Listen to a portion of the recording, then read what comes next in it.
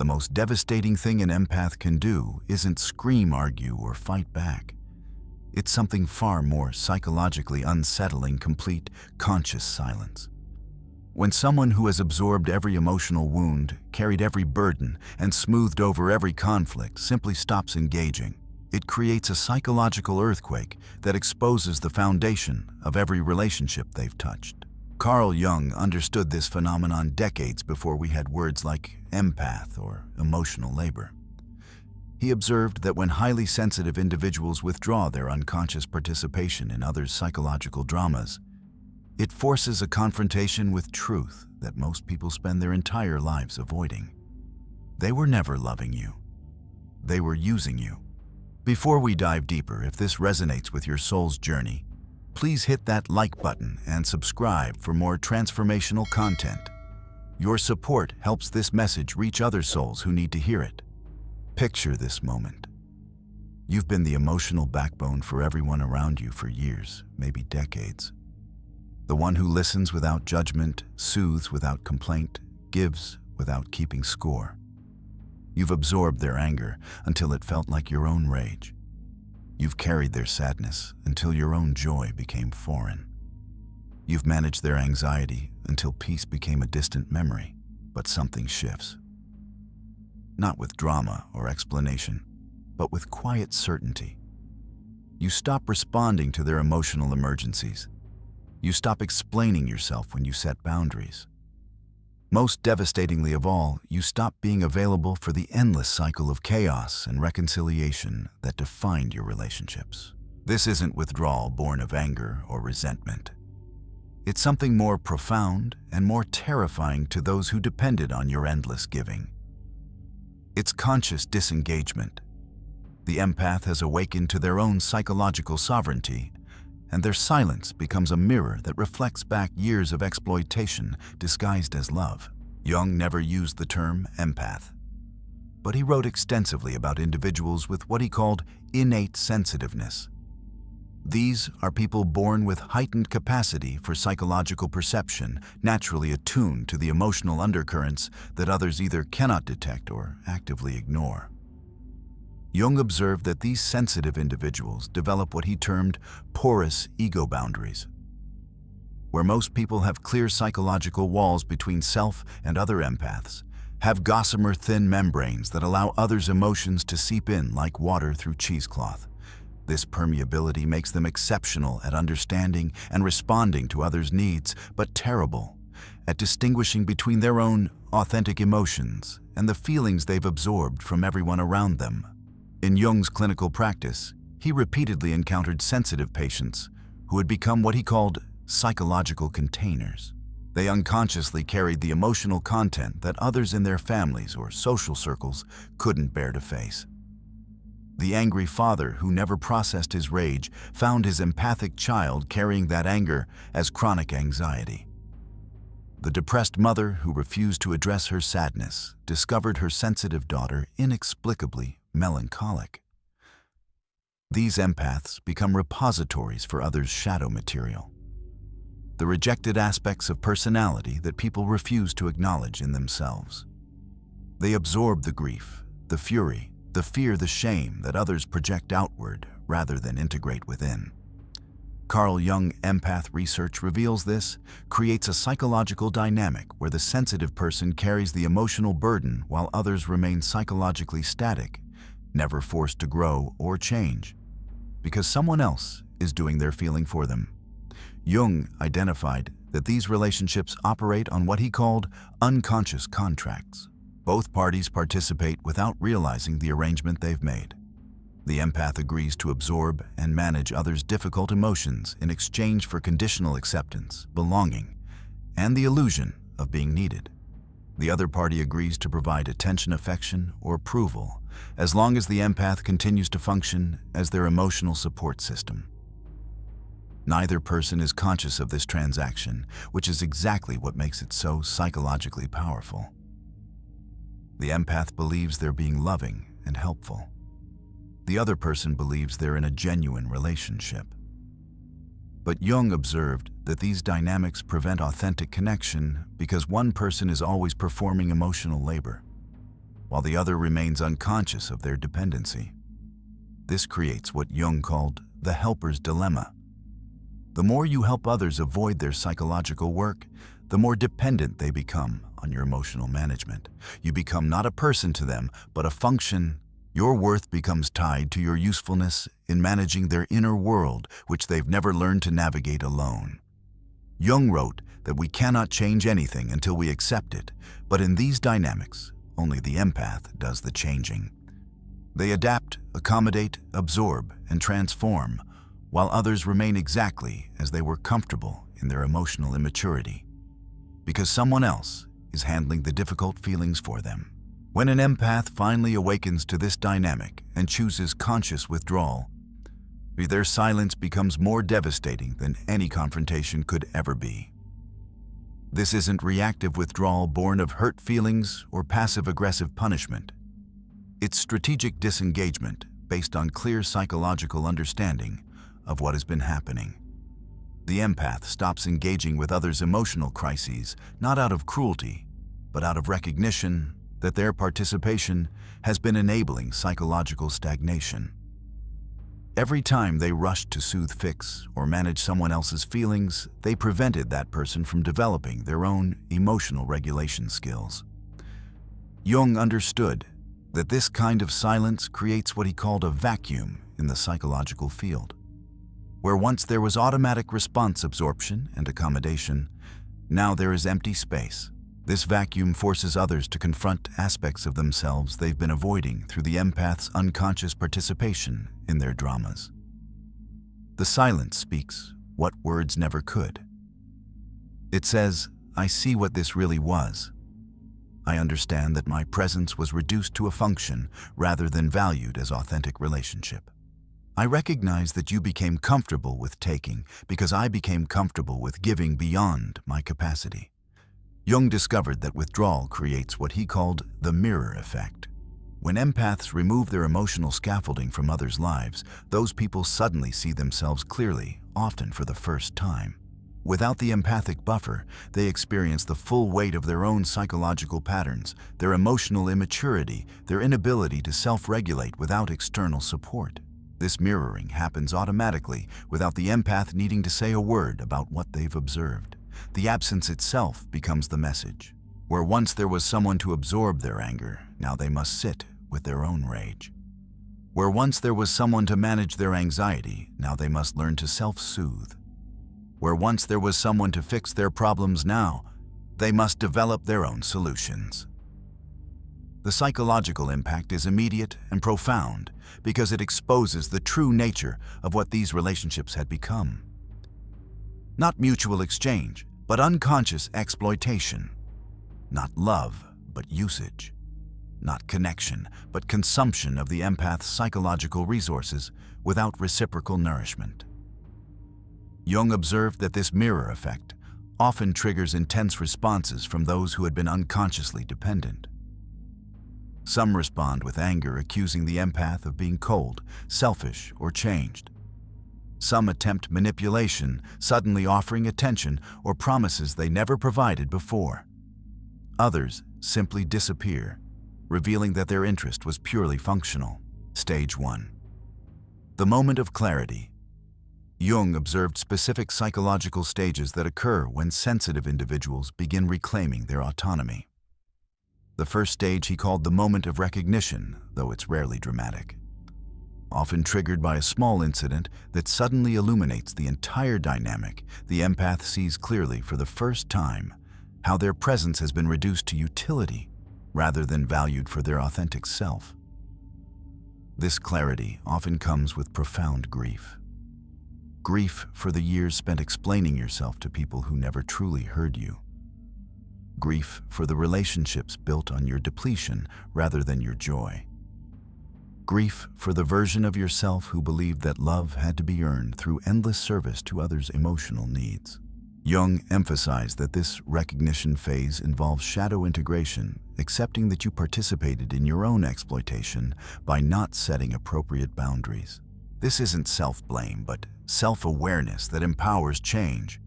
You begin to see how your need to be needed, your fear of abandonment, your confusion of service with love, created the conditions for these one-sided dynamics to flourish. The moment of clarity asks uncomfortable questions. Who am I when I'm not taking care of everyone else? What do I actually want beyond meeting others' needs? Why did I accept so little in return for giving so much?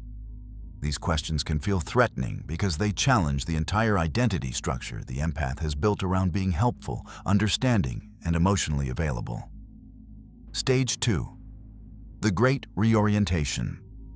Once recognition occurs, Jung observed that empaths experience what he called the Great Reorientation.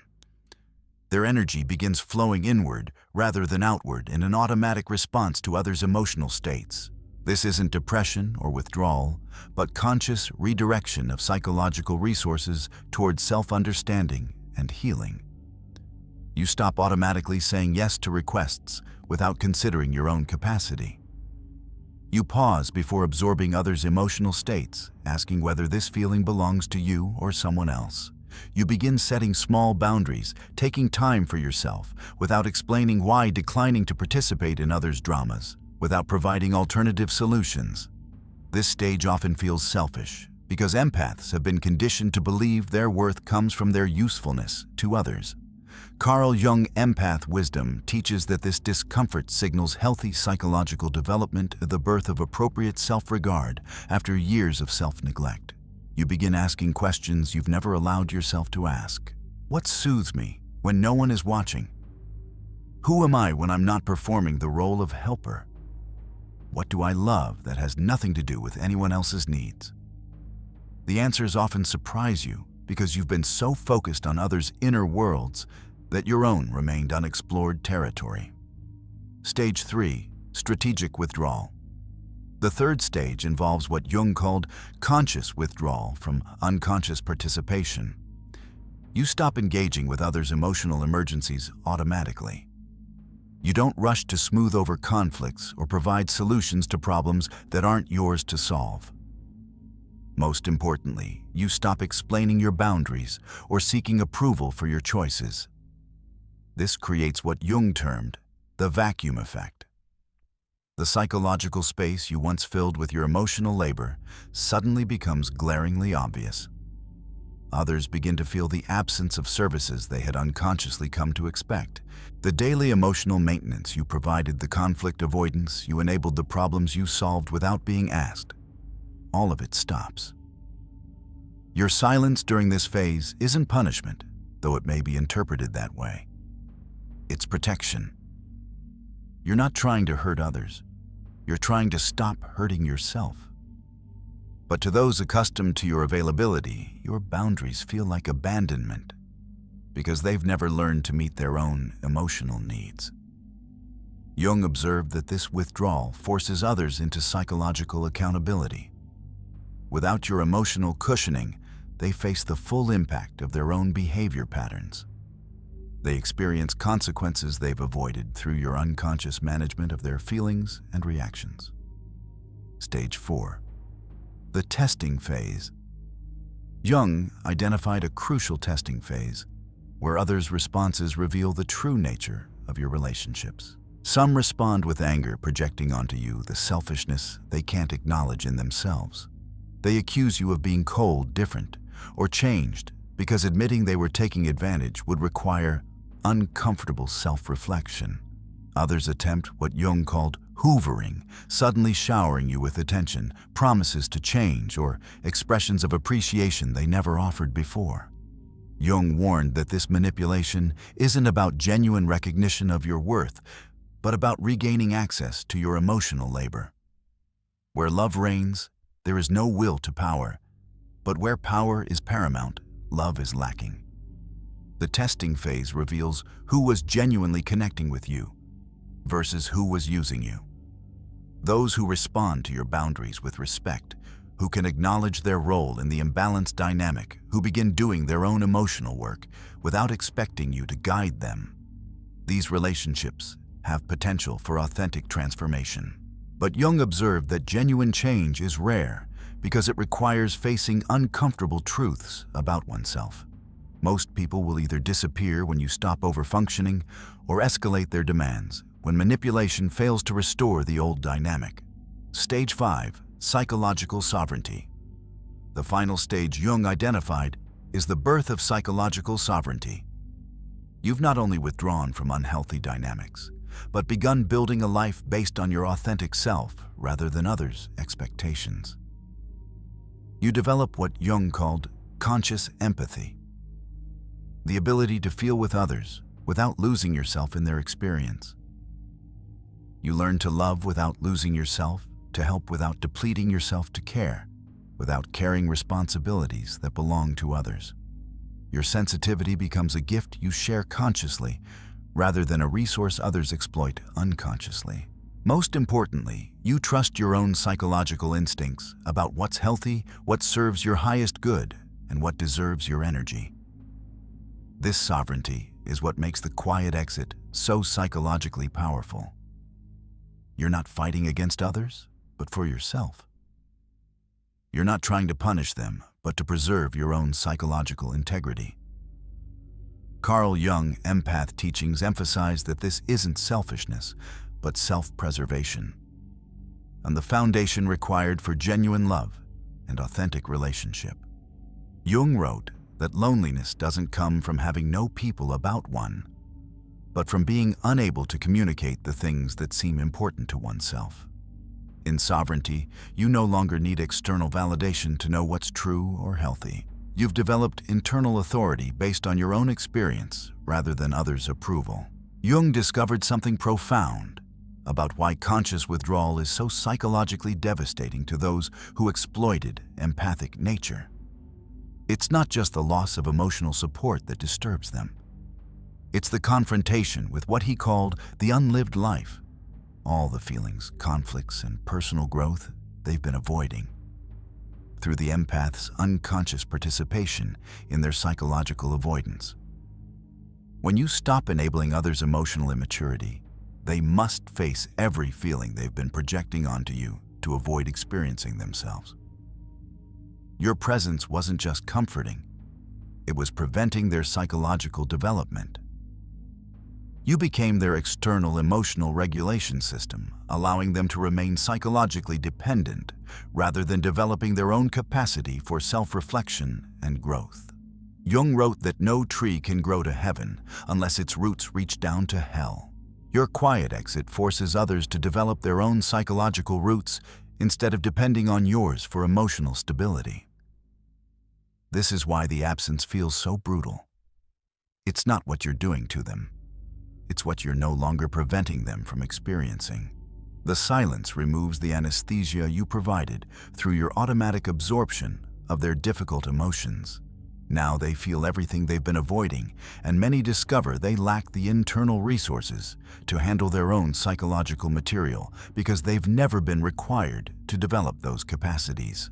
Jung believed that empaths serve an evolutionary function in human consciousness development. When sensitive people stop enabling unconscious behavior and start modeling conscious living, they catalyze growth in others through their example rather than their service. Every time you choose authenticity over approval, you demonstrate that self-respect is possible. Every time you set a boundary, you show others that psychological sovereignty is achievable. Every time you refuse to carry someone else's emotional burden, you force them to develop their own emotional muscles rather than remaining psychologically weak through dependency. This awakening creates ripple effects through family systems, social circles, and communities. Personal development occurs not through the empath's endless giving, but through their conscious withdrawal from dynamics that perpetuate emotional immaturity in others. Jung observed that conscious individuals serve as mirrors for collective unconsciousness, reflecting back possibilities for growth and authenticity that others may not have known existed. Your silence speaks louder than lectures ever could about what healthy relationship looks like. Jung's vision of psychological health included what he called the sovereign, sensitive someone who maintains their capacity for deep feeling without losing themselves in others' experiences. This transformation occurs when empaths learn to direct their sensitivity consciously rather than allowing it to be exploited unconsciously. You move from being an emotional sponge that absorbs whatever others project to being a conscious observer who can witness others' emotions without taking responsibility for managing them. Your sensitivity becomes a superpower rather than a vulnerability when it's protected by healthy boundaries and guided by conscious choice rather than unconscious patterns. The sovereign sensitive can feel deeply without drowning in others' emotions, can offer compassion without compulsive helping, can maintain connection without losing their individual identity. This integration of sensitivity with strength creates relationships based on mutual consciousness rather than unconscious exploitation. Jung understood that the ultimate goal isn't permanent withdrawal, but the development of relationships based on mutual consciousness rather than unconscious need. After the necessary period of silence and boundary-setting, empaths often discover they can engage with others from a place of choice rather than compulsion. The key difference is that conscious relationships involve two people who take responsibility for their own emotional states, while offering genuine support when appropriate. Neither person uses the other as an external regulation system, and both maintain their individual psychological integrity while creating authentic intimacy. Carl Jung empath research reveals that healed empaths often experience profound loneliness during their transformation because they no longer attract people who need fixing. This temporary isolation is necessary for developing the capacity to recognize and attract those who value authenticity over utility. The relationships that emerge after empathic awakening feel unfamiliar at first because they lack the intensity and drama of codependent dynamics. They're built on mutual respect, reciprocal care, and shared growth rather than one person carrying the emotional burden for both. In conscious relationships, empaths learn to offer their gifts without depleting themselves. They can provide emotional support when genuinely moved to do so, not because they feel compelled to manage others' feelings. They share their insights when asked, not because they feel responsible for others' psychological development. Most importantly, they maintain their own emotional center while engaging with others' experiences. They can be present with someone's pain without absorbing it as their own. They can offer comfort without feeling responsible for providing solutions. They can witness others' growth process without trying to accelerate it through their own efforts. This creates space for others to develop their own emotional capacities rather than remaining dependent on external support. Relationships become laboratories for mutual growth rather than vehicles for one-sided emotional labor. Jung emphasized that the individuation process requires gathering the fragments of self that have been scattered through unconscious participation in others' psychological dramas. Every time you said yes when your body whispered no, you split from yourself. Every time you absorbed someone else's emotion to avoid conflict, you abandoned your authentic response. The healing process involves calling back these exiled parts of yourself, the wildness you suppressed to keep peace, the anger you swallowed to maintain harmony, the joy you dimmed to match others' emotional states, the intuition you ignored to accommodate others' preferences. This reclamation often involves grieving the versions of yourself you abandoned in service to others' comfort. The child who learned that love must be earned through usefulness. The teenager who discovered that speaking truth created conflict, so silence became survival. The young adult who confused sacrifice with love, service with connection. Jung believed that this mourning process is essential for psychological wholeness. You must acknowledge what was lost before you can integrate what remains. You must feel the full weight of your own neglect before you can commit to self-care as a spiritual practice rather than selfish indulgence. Jung understood that the most powerful form of revenge isn't punishment, but transformation. When empaths begin living from their authentic center rather than reactive patterns, their very presence becomes a challenge to unconscious living. They model what's possible when someone chooses wholeness over people-pleasing boundaries, over bleeding consciousness, over compulsion. This authenticity threatens those who remain unconscious because it mirrors their own potential for growth and change. Your wholeness exposes their fragmentation. Your peace highlights their chaos. Your boundaries reveal their lack of self-control. Your joy contrasts with their dependence on others for emotional regulation. The revenge isn't intentional cruelty, but inevitable consequence. When you stop enabling unconscious behavior through your participation, others must confront their own psychological immaturity. Some will rise to meet this challenge and transform themselves. Others will retreat seeking someone else to carry their emotional burdens.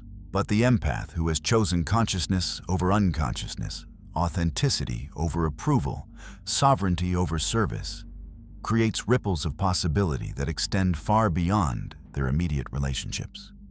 They become living proof that sensitive people can maintain their depth while protecting their dignity, that empathy and boundaries can coexist, that love without self-loss is not only possible, but essential for genuine connection. The empath's quiet isn't a weapon of destruction, but a tool of liberation. When you stop enabling unconscious behavior and start modeling conscious living, you offer the world its greatest gift, an example of what's possible when someone chooses wholeness over people-pleasing authenticity, over approval, personal development, over people-fixing. Your silence speaks truths that words never could. It says that genuine relationship requires mutual consciousness, not unconscious exploitation.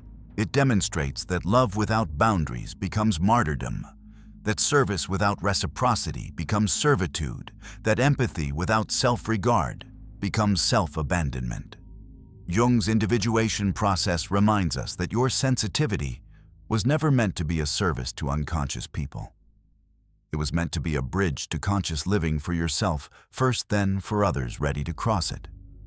Carl Jung, Empath Wisdom, teaches that the sovereign sensitive serves humanity not through endless self-sacrifice, but through the courage to model what integrated empathy looks like. The people who deserve to be in your life will respect your boundaries, appreciate your depth, meet you with reciprocal authenticity, and support your growth rather than exploit your sensitivity. Those who don't will reveal themselves through their response to your newfound sovereignty. In choosing yourself, you give others permission to do the same. In protecting your energy, you model healthy self-regard. In maintaining your boundaries, you demonstrate that love and respect can coexist. That's not revenge, that's revolution. The quiet revolution of consciousness, choosing itself over unconsciousness of wisdom, choosing itself over wounding of wholeness, choosing itself over fragmentation. Your withdrawal isn't cruelty, but clarity. Your silence isn't punishment, but protection. Your boundaries aren't walls, but foundations for the authentic connections that await on the other side of your awakening. Let the quiet be your revolution. Let your wholeness be your testimony. Let your peace be your victory. Jung's most challenging insight for empaths involves confronting what he called the shadow of the helper. Within every empath exists a hidden addiction to being needed, a psychological dependency on others' dysfunction that provides a sense of identity and purpose. This shadow aspect whispers seductive lies. If I can feel their pain, perhaps I can earn their love. If I can fix their problems, maybe I won't be abandoned. This addiction to being needed creates what Jung termed a false sense of meaning. The empath confuses their compulsive helping with genuine compassion, their emotional absorption with authentic empathy.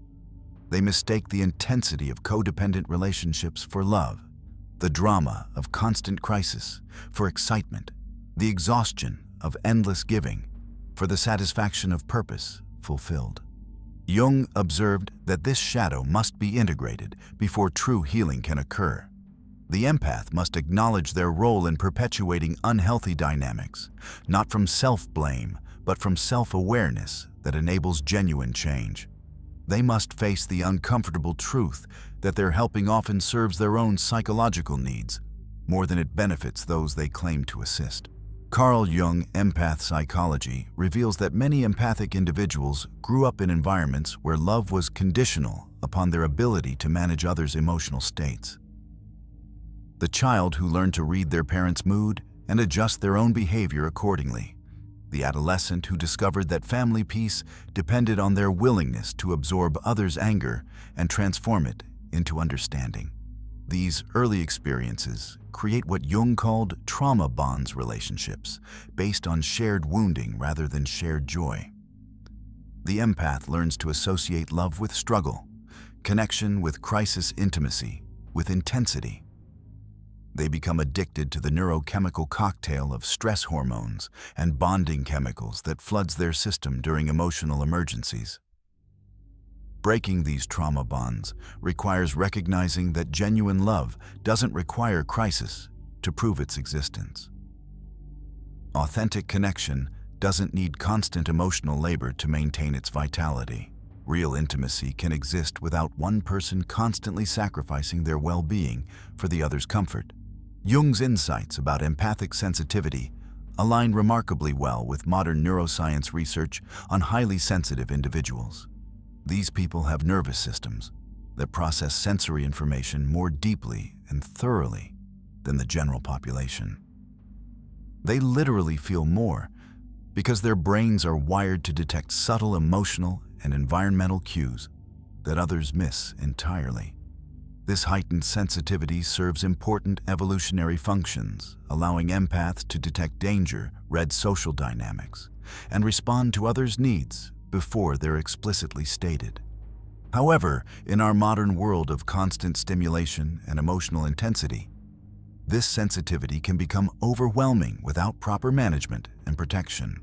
The empathic nervous system operates in a constant state of hypervigilance, scanning the environment for emotional distress and automatically preparing to respond. This chronic activation of the stress response system leads to adrenal fatigue, emotional exhaustion, and physical illness when empaths don't learn to regulate their sensitivity consciously. Jung understood that empaths must learn to distinguish between their own emotional states and the feelings they absorb from others. This requires developing what neuroscience now calls interoceptive awareness, the ability to accurately perceive internal bodily signals and emotional states.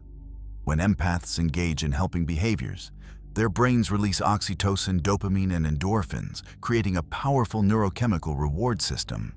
This biochemical response reinforces the helping behavior, making it literally addictive on a physiological level.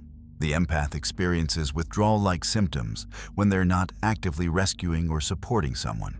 This neurochemical addiction explains why empaths often feel empty or anxious when their relationships become healthy and balanced. The absence of crisis means absence of the chemical high they've become dependent upon. They may unconsciously create drama or attract dysfunctional people to maintain their neurochemical supply. Breaking free from this addiction requires conscious rewiring of neural pathways through practices that generate similar neurochemical rewards from self-care rather than other care. Meditation, creative expression, physical exercise, and healthy boundaries all trigger positive neurochemical responses that can replace the addiction to helping. Jung's individuation process for empaths involves literally rewiring their neural networks through conscious practice.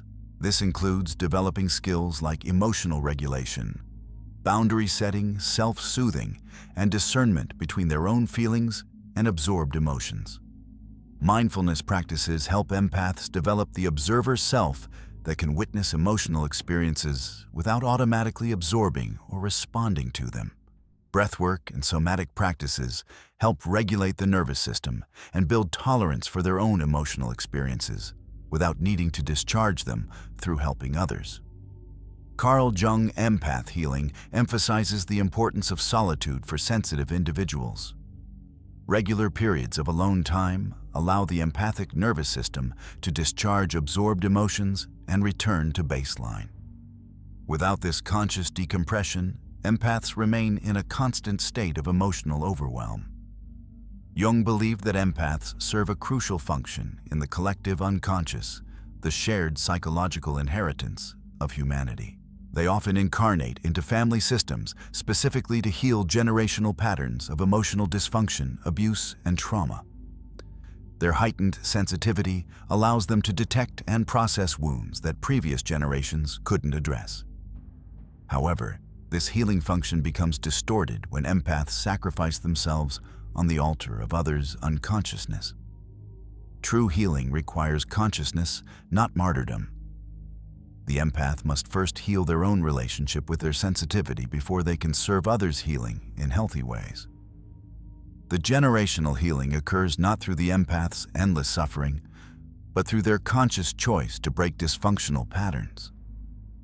Every boundary they set, every time they choose self-care over self-sacrifice, every moment they refuse to enable others' unconsciousness, creates ripples that heal ancestral wounds. Jung observed that when empaths learn to hold their sensitivity without being overwhelmed by it, they become bridges between the unconscious and conscious realms. They can translate emotional languages that others cannot speak, facilitate healing conversations that others cannot initiate, and model integration of shadow and light that others cannot achieve alone.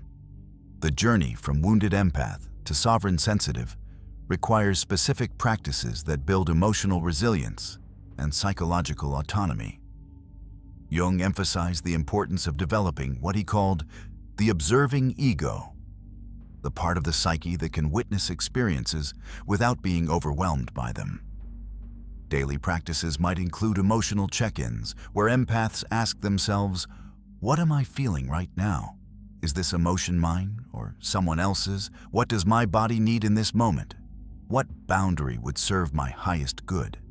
These simple questions help develop the self-awareness necessary for conscious living. Regular solitude and silence allow empaths to discharge absorbed emotions and reconnect with their authentic selves. Jung believed that sensitive individuals require more alone time than others to maintain psychological equilibrium. This isn't antisocial behavior, but necessary self-care for highly sensitive nervous systems. Sovereign empaths learn to attract and maintain relationships based on mutual consciousness rather than unconscious need. This requires developing discernment about who deserves access to their emotional energy and maintaining boundaries even with people they love. Healthy relationships for empaths involve clear communication about needs and boundaries, mutual respect for individual autonomy, shared responsibility for emotional regulation, and appreciation for the empath's sensitivity rather than exploitation of it. The sovereign empath no longer attracts people who need fixing, because they no longer broadcast their availability for that function. Instead, they attract individuals who appreciate their depth, respect their boundaries, and contribute to their well-being, rather than depleting it. In the end, the empath's ultimate revenge against those who exploited their nature isn't cruelty, but consciousness. It's the devastating recognition that genuine love was always available to those willing to meet it with reciprocal authenticity. The quiet simply creates space for that recognition to occur, whether others choose to embrace it or not. Jung's alchemical metaphors perfectly describe the empathic transformation process. What ancient alchemists called the nigredo, or blackening phase, corresponds to the empath's dark night of the soul when old identities dissolve, and nothing new has yet emerged. This phase often feels like psychological death because everything the empath believed about love, relationship, and their own worth undergoes complete dissolution. During this alchemical darkness, empaths often experience what Jung called the encounter with the void. Without others' needs to fill their time and validate their existence, they must confront the terrifying possibility that they might be empty underneath all their helping. The silence that once felt protective now feels threatening, because it reveals how much of their identity was built on external validation. This void encounter is necessary for authentic transformation.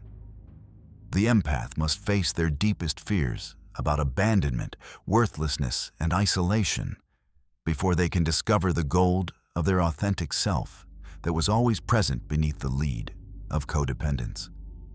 Jung observed that this dissolution phase cannot be rushed or bypassed.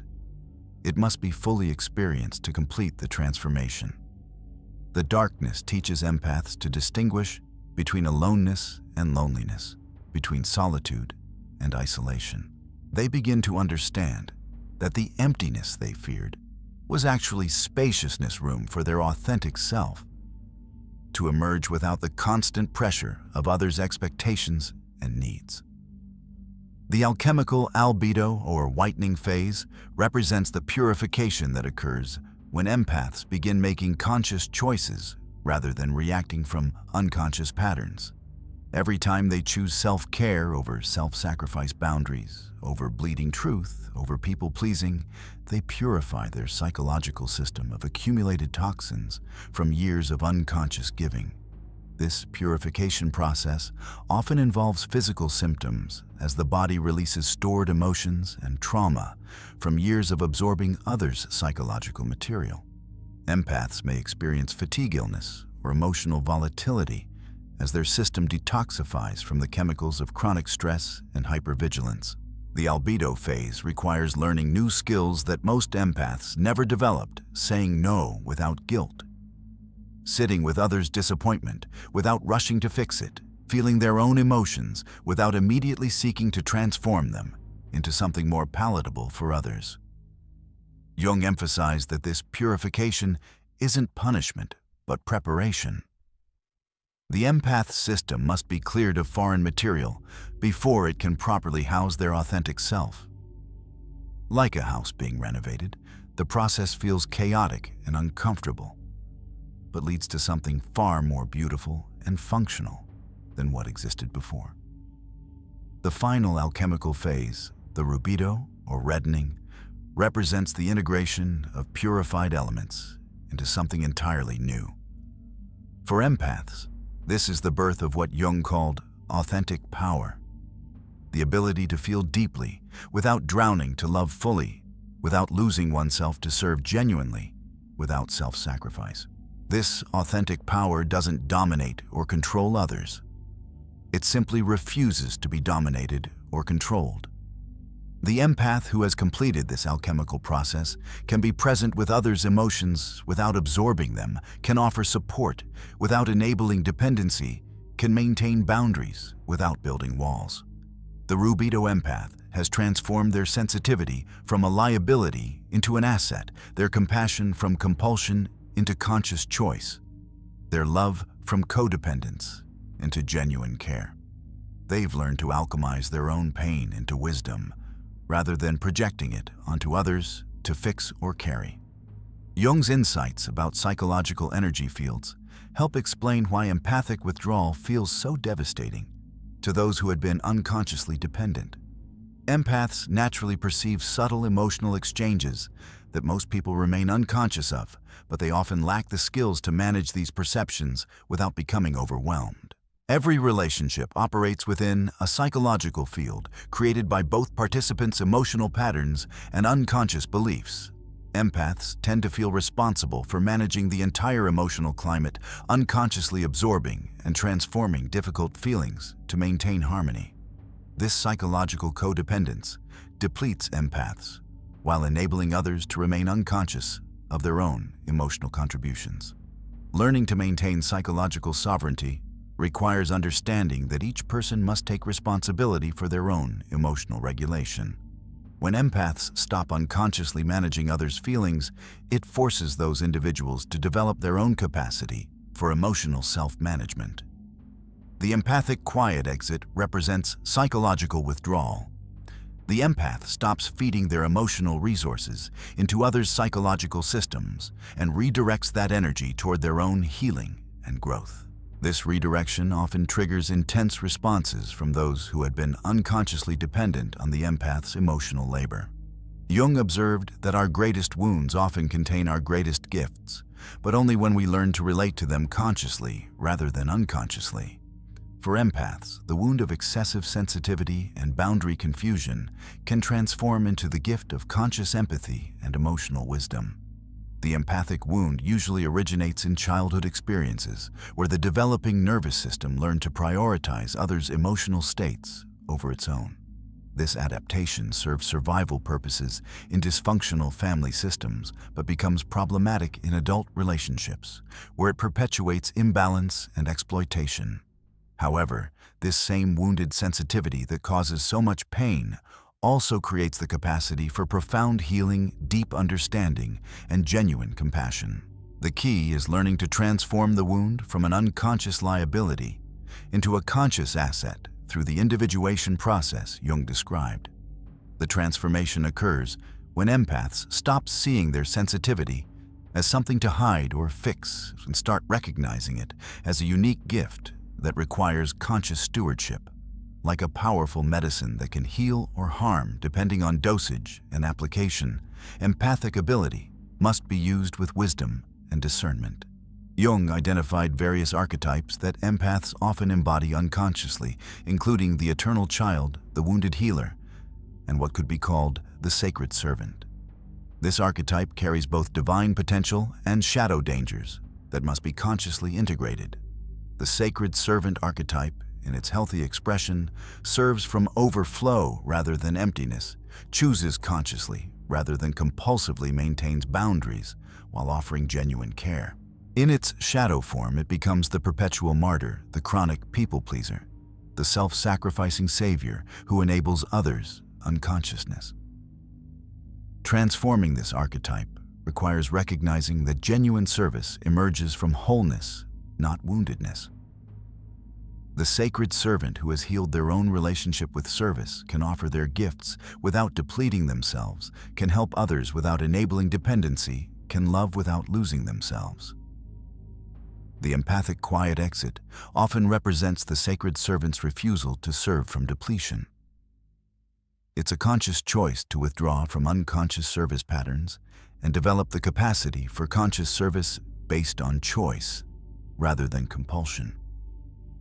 Jung believed that humanity is evolving toward greater consciousness and psychological integration. Empaths who learn to transform their sensitivity from unconscious absorption to conscious awareness represent the leading edge of this evolutionary development.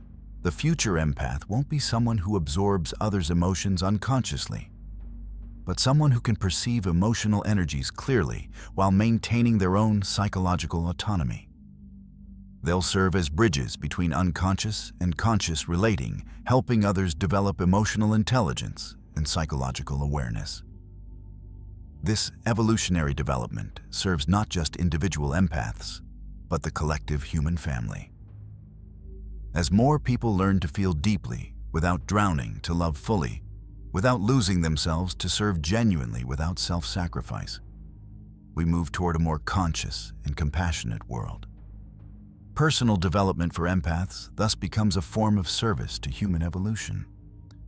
Every empath who heals their relationship with their sensitivity contributes to the morphic field of conscious empathy that future generations can access. Carl Jung empath research points toward a new paradigm of human relationship based on mutual consciousness rather than unconscious need. In this paradigm, relationships become laboratories for mutual growth rather than vehicles for one-sided emotional labor. The sovereign empath who has completed their transformation can engage in what might be called conscious intimacy, deep connection that honors both individuals' autonomy, mutual empathy, that doesn't require self-sacrifice, shared vulnerability, that maintains appropriate boundaries. This new paradigm requires both parties to take responsibility for their own emotional states, while offering genuine support when appropriate. Neither person uses the other as an external regulation system, and both maintain their individual integrity while creating authentic intimacy. The empathic quiet exit serves this new paradigm by refusing to participate in unconscious relationship patterns. It creates space for conscious relationships to emerge, while allowing unconscious individuals to either evolve or reveal their true nature through their response to healthy boundaries. In this new paradigm, the empath's sensitivity becomes a gift to be shared consciously rather than a resource to be exploited unconsciously. The quiet isn't a weapon, but a doorway, an invitation for others to meet them in the realm of conscious relating or to reveal that they're not yet ready for that level of authenticity and mutual respect. The revolution isn't in the silence itself, but in what the silence makes possible: genuine love, authentic connection, mutual growth, and the evolution of human consciousness toward greater awareness, compassion, and wholeness.